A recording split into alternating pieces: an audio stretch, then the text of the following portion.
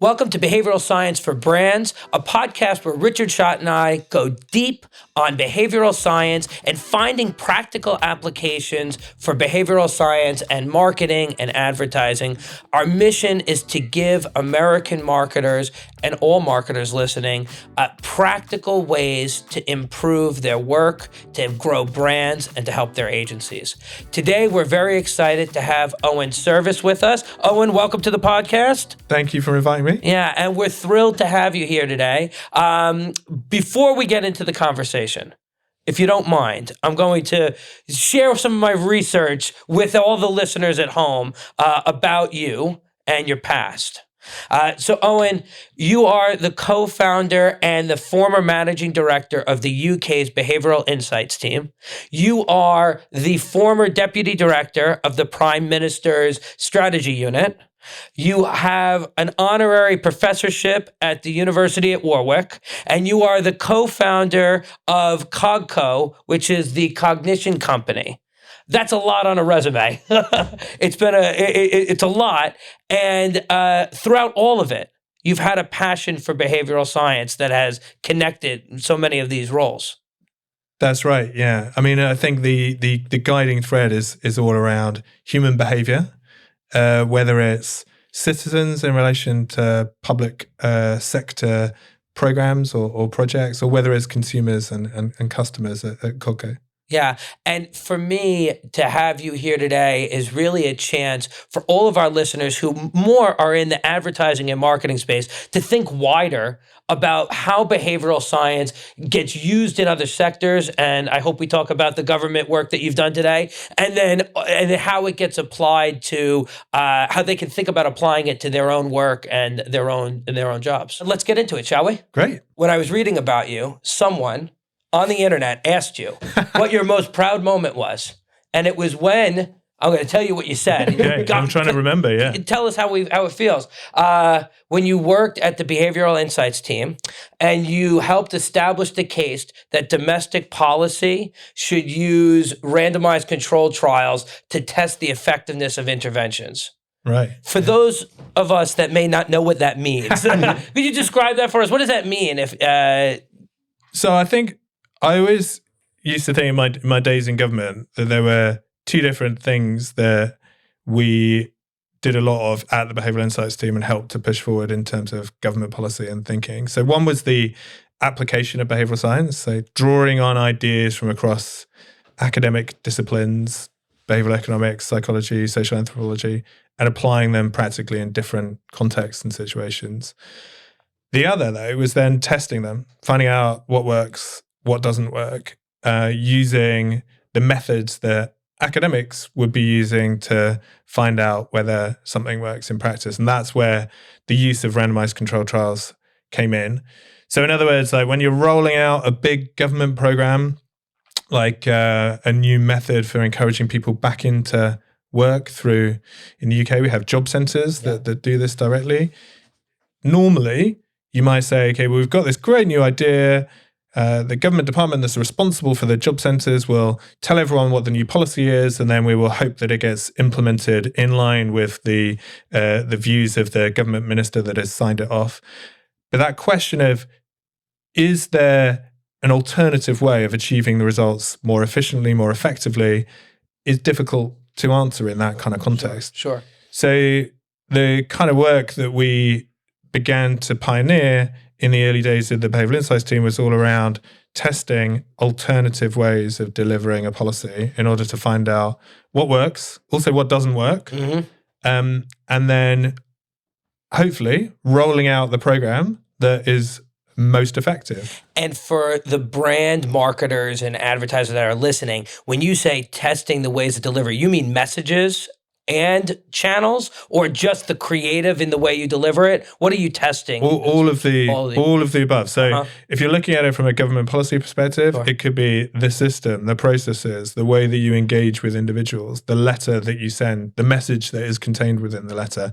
But if you're looking at it from a campaign's perspective, it could be, the infographics that you use, the tagline that you have developed that goes along with it. So one of my favorite examples of this probably going back a decade or so, was some work that the Behavioural Insights team ran with the NHS, the bit of the NHS that does organ donations. Okay. And we ran this very large-scale randomized controlled trial with NHS blood and transplant to look at what the most effective message was to encourage people to join the organ donor register. There is this specific moment in a government website that involves registering your car, where you're asked that question, would you like to join the organ donor register? But that question of, is there a more effective way of asking that question, hadn't really been asked. And if it hadn't been tested effectively.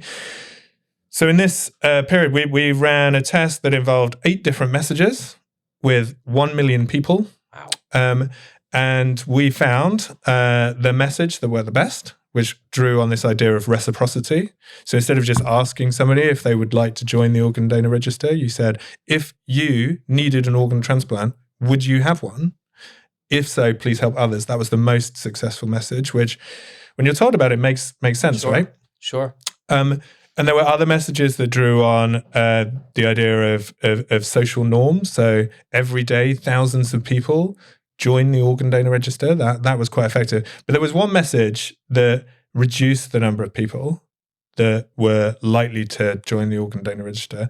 And that was a message that used this idea of social norms. So the message was every day, thousands of people who join the organ donor register. But it had a picture attached to it, a stock photo of lots of people smiling from different backgrounds that went alongside that copy. And when you ask people, as I've done many times before, which of those messages, of those 8 different messages they think is likely to be the most effective, about a third of people choose the only one that reduces the number of people who sign up. And that, for me... Which was the one with the picture of the smiling faces. And why for you? Well, that's a separate question, right? But my sense is that when people see that image, they don't think this is me. This is really resonating with me. They see lots of people that seem slightly incongruous with the question at its heart. So it doesn't feel like it's personalized. It's tailored to me. It's not a message which is resonating with me individually. But the interesting thing about it was that it was a stock photo. It was the kind of image that is routinely used in public health campaigns, but it had never really been tested in the way that we did. And the reason I really like that example, and I used to talk in my government days, I used to talk about it all the time, was because of the fact that it was the one message which, if you ask people, absent of knowing what the results were, it was the one message that people were most likely to say was the one that they would think is the most effective. There's also a great example, I think, and Richard, you'll have thought a lot about this, of hindsight bias as well, which is that when you know the result, it's incredibly easy to tell a story about why the one that did work best was the one that was most effective. Yeah, I think that's, I love that example. And it's a really powerful demonstration of the fact that before the intervention, it's very hard to know what's going to work. So you would hope lots of government organisations, businesses adopt this mantra of testing, but that probably isn't the case. Why is it that some people push back? Why is it some people won't adopt such a important approach? I think there's a number of, so first thing is that has changed, which is why I gave that answer that I gave to Michael, which is that I was just as proud of the fact that behavioural science had gone from being a thing which nobody had heard of to something which the government had adopted routinely, and teams had then spread up across government departments and governments around the world as well. But I was almost most proud of the fact that the very idea of testing and trialing a policy was no longer seen as being something that you'd never even contemplate doing. But the reason is fairly simple, I think, not just for governments, but for corporates as well, which is that if you approach a question by saying, let me show you whether or not this policy that you are rolling out, this investment that you're making, is the wrong investment, is doing the thing that you advocated for, but it turns out isn't working, you're never going to get anywhere. Yes. So one of the things that we always emphasized, and which I still recommend to this day, is that it's quite difficult to encourage somebody to test a program to find out that the whole thing is actually worthless. But it's relatively straightforward to gain some traction in this space by saying, let's find out whether there are incrementally better ways of doing this or different ways of doing this that build on what you're doing already. So in the case of the NHS, it's not saying this is a really bad idea. Right. It's saying, can we find ways of making this better? Yeah. And that's a completely different framing that encourages, I think, wider adoption. Yeah, because it's a really important distinction, because if you frame it as we can discover whether this is failing, whilst that might be super valuable for the NHS or a government department, it's potentially career suicide for the person who's put forward the idea. Yeah. So talking about incremental improvements frames it as a benefit to the individual and the organisation. Yeah. I love that. Something that we're trying to do with the podcast, Owen, is bring people from different walks of life together, all who have a passion for behavioral science, and then say, what can the listeners take away? And I think what you're sharing with us, corporate, government, nonprofit, all can benefit from this type of looking at what the actual preferences were, not what the stated preferences would be. Yeah. And I think ultimately that's what behavioral science in its applied form really should be focused on, which is, what are people actually doing? Yes. And how can we encourage people to do more of the things which are in their own self-interest? But in order to do that, you need to understand, the prevailing behaviors of individuals in real world situations. And have you seen, running this type of analysis, that you've discovered some practical insights that brands can use? Well, I think one of the things that you start to get a sense of is you can run these sorts of studies in lots and lots of different contexts, is which elements customers value most. And what you almost always find, and which I always find the most interesting, is that there will always be something that is surprising. There will always be something which, and this is why I think it's a valuable exercise for any behavioral scientist, or frankly anyone doing anything in relation to customer or consumer behavior, to say to people, what do you think is going to happen before it actually happens? So ask that question that I was asking in relation to the NHS work that we ran at the Behavioural Insights Team, but ask before the study has actually been run. Do a little kind of straw poll, and then find out what does happen in practice, and use that as a way of enabling you to understand what your own personal biases are in relation to a particular situation. And we've seen that having both of those sides also just helps you sell it in to your stakeholders and to the people that are the first decision makers. Obviously, the goal of our work is to affect the actual buyers, the actual end consumers. But in so many organizations, you need to convince a stakeholder internally first. So I think having that presumed intent versus the actual action helps open the door for, well, maybe we should give this a try on a larger scale or put it into practice and see how it performs in the real world. Yeah, absolutely. And I think that we do a lot at Cogco, we do a lot of work around online experimentation of this kind, which you can do quite quickly, very rapidly, before you're thinking about rolling out a big program that can take a lot longer. So it's quite a useful way of gaining quite deep insight before you take those bigger decisions. Very cool. And one of the things we'd like to ask people when they come on is, have you seen any examples of behavioural science being used well in practice by a company or a brand? What have you seen recently that struck you as a good usage? So I think one of the dangers of working in the field of behavioral sciences that you see stuff all the time, everywhere. But one that is at the forefront of my mind at the moment is I've just got back from a wonderful weekend in San Sebastian. I don't know, have either of you been to San Sebastian? Never. Northern Spain, in the Basque country, sort of famed for its culinary delights. So I think it has more Michelin stars per capita than any other place, I think, in Europe. My wife will be very jealous to hear. Tell her about. She's very excited about it. Yeah, it's it's a brilliant place, and they have two different sorts of. I mean, this is probably if there are any San Sebastian listeners out there, forgive me. But as I say, there are two different sorts of places you might go to on a culinary trip to San Sebastian. There are these extraordinary Michelin star restaurants, but the real draw are what are known as, and forgive my pronunciation, pincho bars. Okay. They're Basque region versions of tapas bars. Okay. And there's one pincho bar in the middle of the old town where there are hundreds of these amazing bars that allegedly has the best tortilla that you can buy anywhere in the world. And if you do a bit of Googling, it will just be something which is said as if it were a stated fact.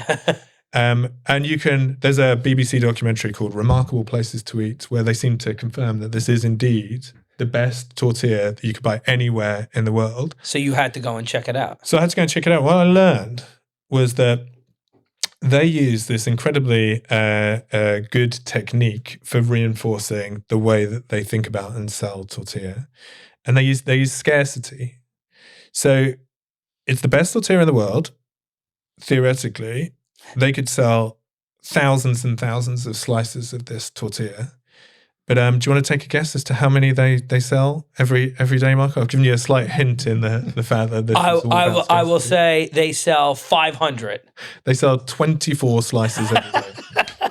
And it was actually a little bit more than that. They sell 12 slices at lunchtime and 12 slices at dinner. And in order to have a slice of tortilla, you have to join a queue 1 hour before the lunch serving and 1 hour before the dinner serving. And if you're the 13th in the queue, you don't get any tortilla. And if you want to have 2 slices of tortilla, you cannot have 2 slices of tortilla. You'd have to go back the next day. Yeah, exactly. So I did go to have a look at this queue. I was intrigued, but it looked like I would be about the 15th or 16th person. I wasn't really prepared to spend the queue opens up way before the hour before the serving. So you're looking at a kind of maybe a 2 hour total wait for a slice of tortilla. So anyway, the point is that if you look online and if you look at this BBC documentary, the question which is often asked is, why don't they just make more tortilla? That would be a sensible way of bringing supply and demand into capitalism would say that they ought to consider that. So an alternative would be to just like massively raise the price of a slice of tortilla, but it's very reasonably priced. I think it's a couple of euros for the best tortilla anywhere on planet Earth. So that would be the sensible approach to thinking about this problem of how to manage supply and demand.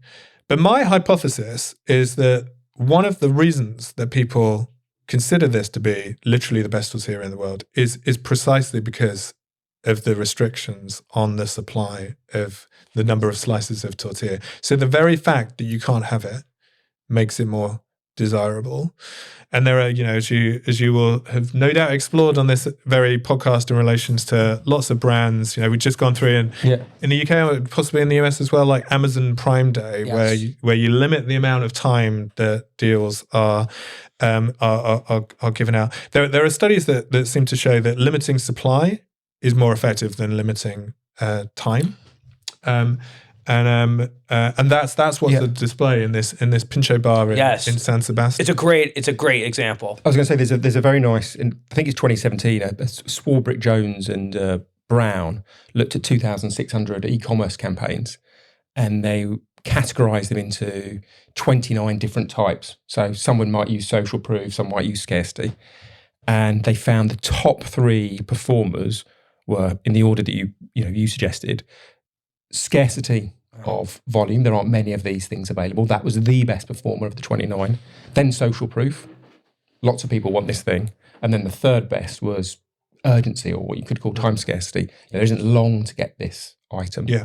So your example of that restaurant, I think, taps into the first 2.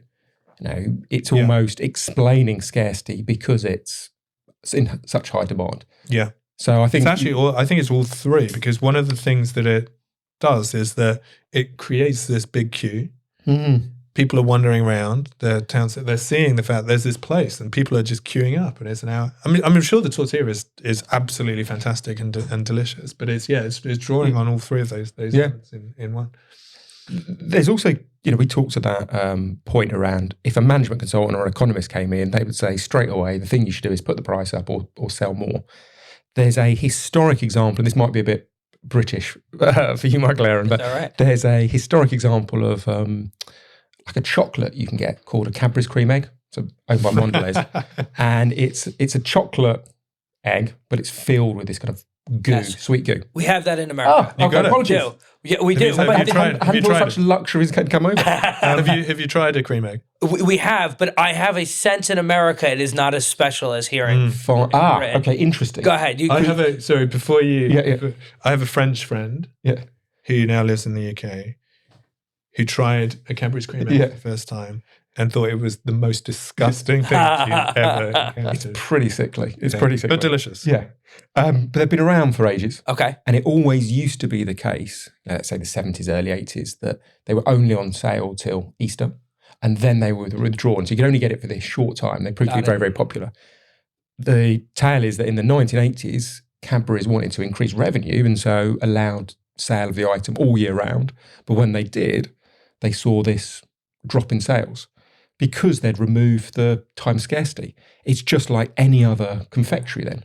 You give it this unique story, you give it this special place, and you give people a reason to choose it because it's only around for a short amount of time. So sometimes I think what the economist or the management consultant would recommend sounds logical, sounds sensible, but ends up backfiring. And I think some of the time, actually, the interesting thing about the confectionery example is that same effect is what's at play in relation to special promotions that chocolate bars might have around new flavors. So if you're doing, let's say, a peanut butter version of a Kit Kat, Yeah. you release it, but you have it as a time limited special rather than something that is going to be around for forever. So going back to the tortilla example, the interesting question is like, what's the objective here? And I think actually the owners of this Pincho bar are not cynically trying to Sure. maximize revenue Yeah. in a way that they could possibly do if they had a different sort of pricing strategy. But what they are doing is creating, it turns out they don't just sell tortilla. That's not the sole thing that they do. Right. But the fact that they have the best tortilla in the world and that this seems to visually be on display by the cues that are created and the fact that it can only be purchased at a specific moment in time creates this knock-on effect for everything else that they do. So you just see it as being this amazing place to go to, regardless of whether it's the tortilla that you're going to be consuming. So I didn't think I would be talking quite so much about tortilla. Yeah. Well, we've talked tortilla. We've talked Cadbury cream egg. Let's go to a break. And when we come back, we'll ask Owain more about his experience and maybe other examples he's found effective in the market. Behavioral Science for Brands is brought to you by Function Growth, Ad Age's Newcomer Agency of the Year. Function Growth uses behavioral science to supercharge growth for direct-to-consumer brands. Delivering a wide spectrum of services, they are the one-stop shop for brands with high growth potential. Tired of agencies that make money when you don't? Function Growth's shared risk and reward model means they only make money when your brand grows. Discover how Function Growth can unlock the power of behavioral science to accelerate growth for your brand today. Welcome back to Behavioral Science for Brands. We're here with Owain Service, Richard Schotten and I, talking behavioral science, learning from Owain, your experience from your past. And as we get back into it, we were talking over the break about other areas that you found really exciting in some of your newer work with Cogco. Maybe you can jump into that and tell us about it. Yeah, so I think there are a couple of areas that we are starting to develop quite deep specialisms in. So one of them is behavioral AI, which is probably a separate podcast. The other is situations in which you would like to test something online, but for one reason or another, you can't persuade a big company to go down that path. So one of the things that we do at Cogco is we have a team of data scientists, of behavioral scientists, and designers, so UX, UI designers. And we do quite a lot of building prototypes of products and apps or websites that are designed to look and feel exactly like a real life website or app would, as a means to then run tests as to what happens if you turn on or off particular features of that app. And so you use this with a quant study or a qual study, not in the live world. Yeah, so it goes back to the previous discussion we had around using randomized controlled trials. So you typically set this up by building the prototype. You might have 3 or 4 different versions of that prototype, each of them subtly different. You then recruit a bunch of participants using an online participant sample or panel, and then you set them a task. So in one recent example of this, we did a big project with Citizens Advice, who are getting increasingly interested in the effect of digital design. And Citizens Advice is a UK firm that specializes in... They're a big UK charity. Yep. They specialize in supporting people, especially from disadvantaged situations, often revolving around their financial circumstances. So they're interested in how can we get more donations or how can we be more effective in our requests? In this instance, what they're interested in is whether there are elements of the online choice architecture that might result in people making decisions that they would later regret. I see. Purely as a function of the design of an app or a website. And when that's your objective, it's quite difficult to go up to a big retailer and say, hey, we're kind of interested in the effect that the design of your website has upon the bad choices that customers make that might result in them buying more stuff from your site. Would you be up for testing Probably some new not. stuff? Probably not. So the answer is often maybe not. But what you can do is you can recreate the app or the website in prototype form, and you can set our participants who are recruited to be representative of the group that we're interested in. And you will set them a task. So in this particular study, we built an app to look and feel like a retail app. Yep. Designed based on some separate research that we've done around what are the features, the look and feel of the apps, and the particular interest was around the use of buy now, pay later products. So these are products that are often built into retail websites or apps that enable people to pay in monthly installments. Like a Klarna or an Afterpay would be examples of companies that do this. They would be examples. Yeah. And in order to not focus on the specific brands, we created our own brands. Got it. But did so in a way that made them look and feel like the brands that you would typically encounter. So one of them was called Easy Pay, for example. So the way that it works is that you create this app and you set somebody a task. For example, go and find on this app a pair of trainers and purchase them in the way that you would typically purchase that pair of trainers. But what the participants don't know is there are 4 different versions of this app. And in our study, the 4 different versions were a control that was basically like a mimic of what most people would encounter in their everyday lives. Yep. There was a version which involved providing people with much more information.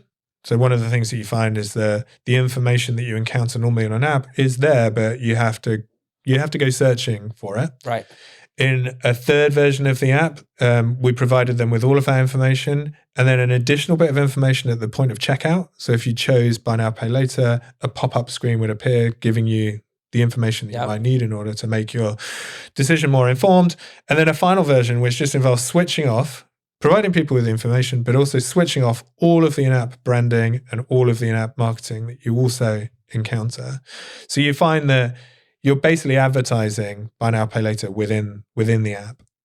So the question is like, does the extra information affect the choices that people make? Do you want to take a guess as to whether you think providing people with information affects whether or not people choose to pay with? Well, I've heard the result. So I'd be. I will talk through my thinking. Go on. My rational side would say more information is better, and so if I give them more information, they're a more informed buyer.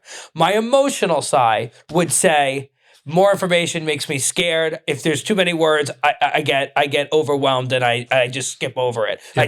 I leap over it. Yeah. Are either of my sides correct, though? Well, in some ways they both are. There are a couple of different sides to this study. So what we found was that providing people with more information enabled them to understand the choices they were making better. Makes sense. So Makes sense.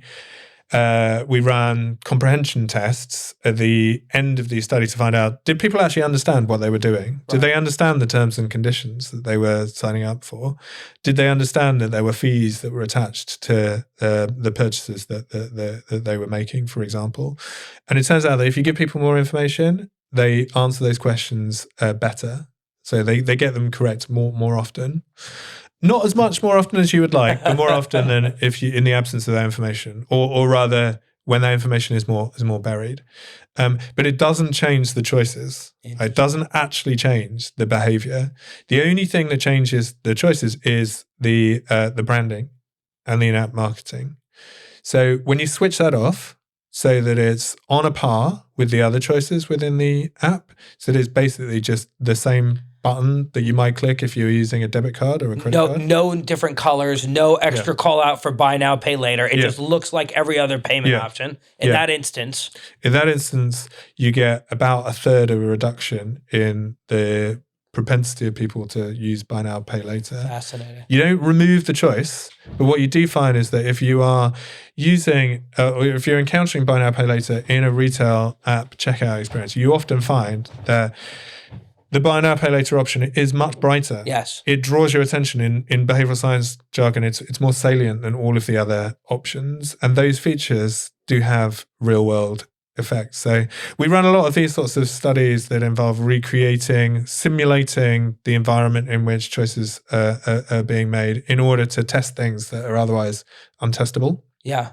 Would you extrapolate from that if you had highlighted the Visa logo or highlighted a promotion, like a discount code, those would get more used too? Or is that not a fair extrapolation of the... Well, I'm always a little bit reluctant to do that without running the actual test. But I think that it's a strong hypothesis you would... That's how you would... Yeah, that's helpful to hear you say. Yeah.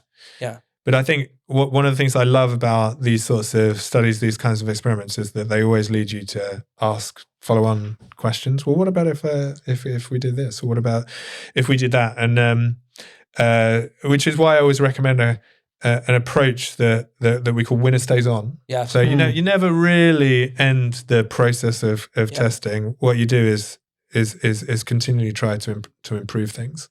Would you say that all of the listeners that are hearing our conversation today could use this approach on their own, or is this better handled by an expert to bring in to do this type of conjoint analysis, this type of test? It's very difficult without expertise to run the kind of study that I was just describing.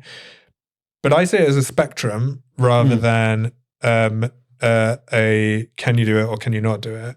And the spectrum starts by just saying, let's try this and let's see what happens if we try this and compare it against what happens if we don't try it.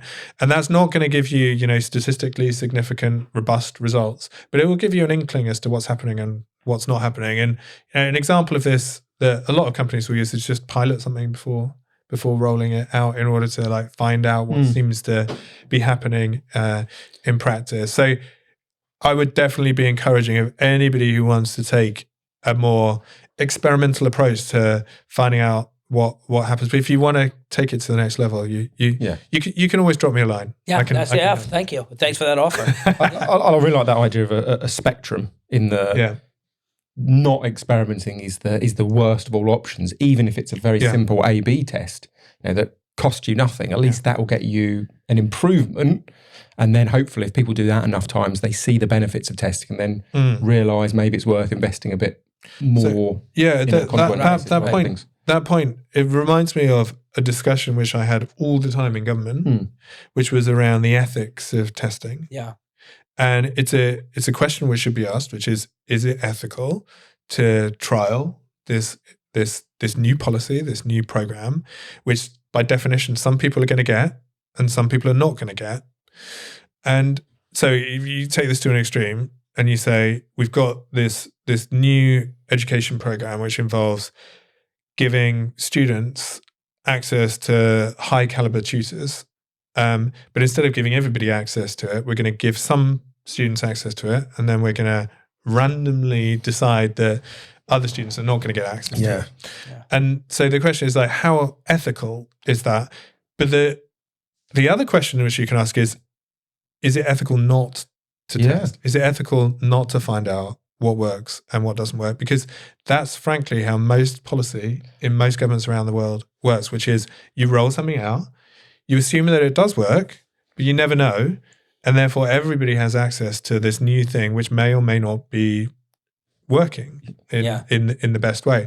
And, that's why randomized controlled trials in the form of clinical trials have become requirements of medicine. You don't give people a new medicine that you think is going to work until it's been tested before. Absolutely. It reminds me of an American example, which really highlights the dangers of not testing.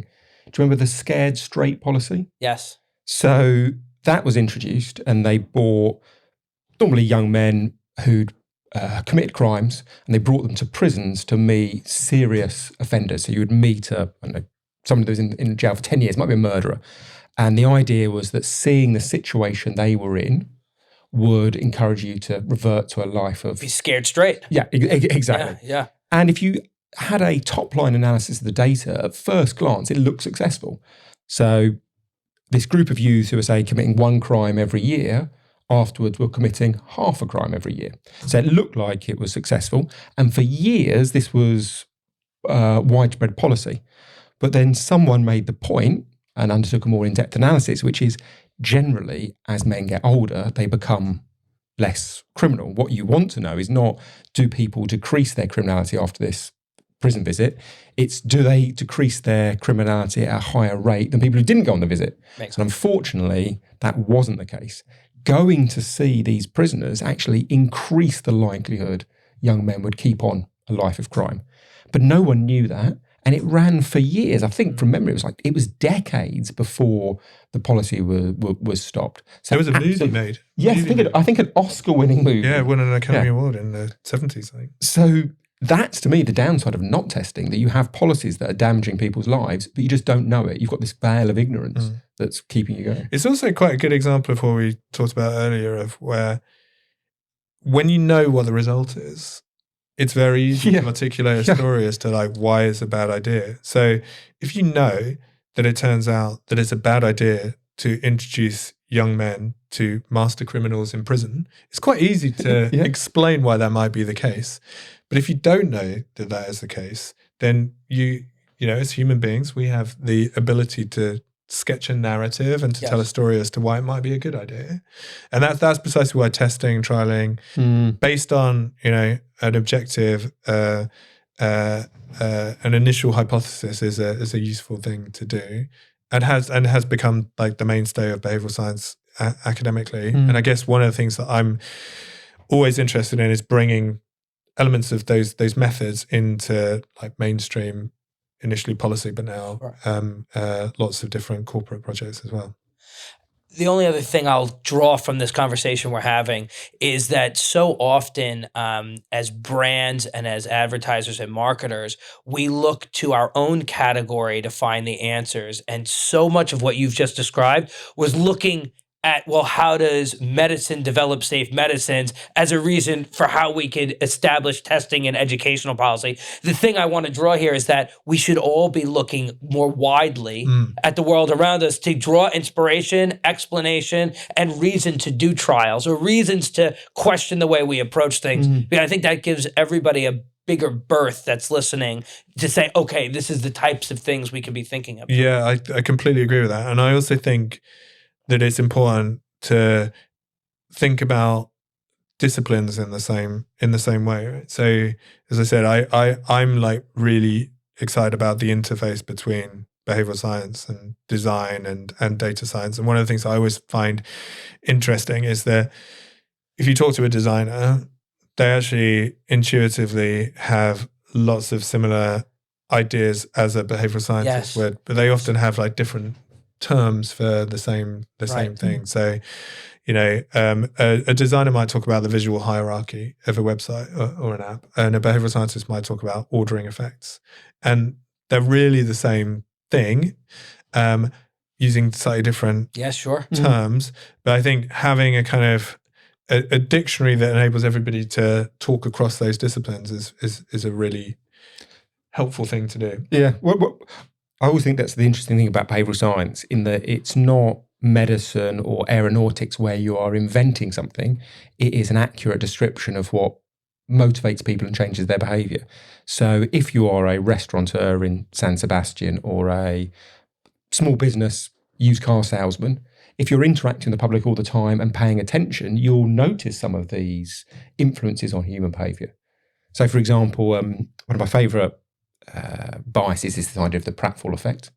The original study was Elliot Aronson, 1966, when he was at Harvard, and he showed that if someone exhibited a flaw, they became more appealing. But that was 1966. If you go back 7 years, Bill Bernbach, who was at DDB, behind some of the greatest ever adverts, things like Avis, we're number 2, so we try harder, VW, ugly is only skin deep.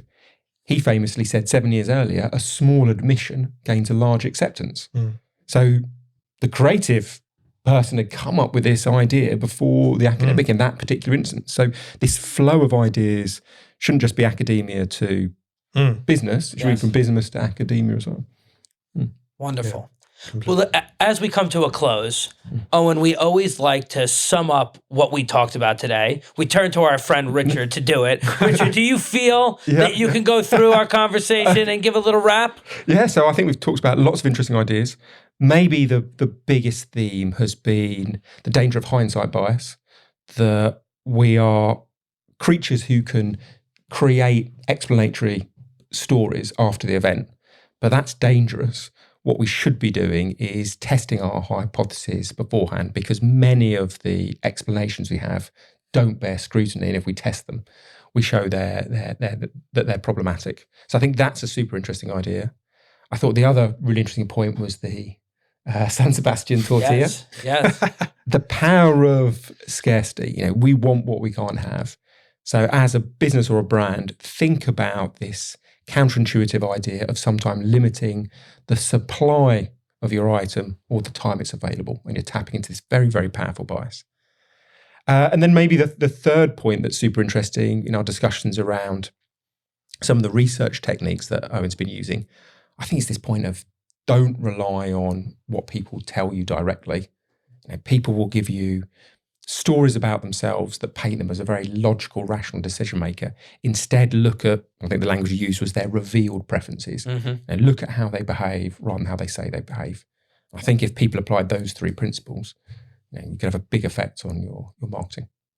Wonderful. Great summary. So, Owen, when we have guests on the show, we always like to ask them one final question. Something that you're reading, something that you're watching right now that's piqued your interest. Richard and I we love to consume new stuff. Our listeners love it. What's something that you've got, that you're currently reading, watching, enjoying, that's got you interested, excited? Okay, so I've actually started to read a couple of biographies of tech entrepreneurs. Oh, yes. So I suspect that this might be something which has come up before. But the Steve Jobs biography is brilliant. Actually exploring a lot of these themes. The Walter Isaacson one. The Walter Isaacson one, which I'm about 2/3 of the way through. So I might need to come back to a subsequent podcast to give the other book that I'm reading at the moment, which is really fascinating. But I think both of these books show you, especially in the early stages of starting up a company, like the very biases that human beings are susceptible to. But also you have to be aware of the fact that you're talking about an individual who has succeeded spectacularly or failed spectacularly in the case of the second, which is around the it's a biography of the founder of FTX. The guy who's Sam which is by Michael Lewis. Michael Lewis. Which is also well worth digging. At least the first half of it. Okay. So I think I'm going to start with the Jobs one, because a few people I admire their thinking have recommended that, and I've never got around to doing it. So it's fantastic. Yeah. Owen, Thank you for being with us Thank today. you. Thank you for inviting me. Yeah, wonderful conversation. Questions that those that are listening have, by all means, drop them to us on LinkedIn. Leave a comment in whatever player you're listening to. And we look forward to Owain keeping the conversation going, hopefully having you back. And until next time, this is Behavioral Science for Brands. My name's Michael Aaron Flicker. And I'm Richard Shotton. Thanks for being with us.